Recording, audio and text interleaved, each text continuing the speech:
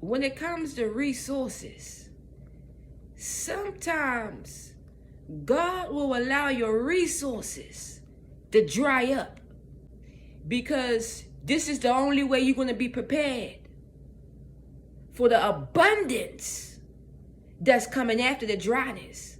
After the drought is abundance. After the drought is abundance. You ever notice how one season you'll be completely down? Next season in life, you'll be completely up. This is how God moves. Whenever God dry up your resources, you find yourself losing jobs. You find yourself losing help from people. You got to take the good with the bad. You got to learn how God moves in your life. Just because you might be in a dry place in life financially, don't mean it's always going to be like that. God is the author of changing your story. Your story is always going to change. There is an abundance of rain on the way. There is an abundant season coming. When your money low, God is up to something high. When your money is in decrease, God is working on your increase. You got to understand that. That's just law. God never going to see you down for too long. You got to understand this. So when you are in those dry places, don't complain.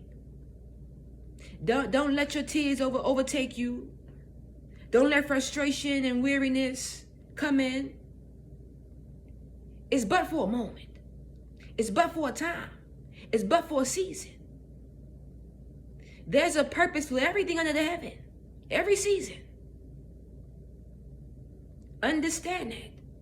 When God puts you in a position where you got money flowing in, you tend to be busier. But when you are broke, you tend to have more rest. When you are the brokest financially, this is oftentimes when God is quiet. This is oftentimes where God is teaching you. When you get a lot of money, or you just financially stable, you tend to move around more. But when you broke, you tend to stand still. When you have money flowing in your life, it's like God releases you into your assignment.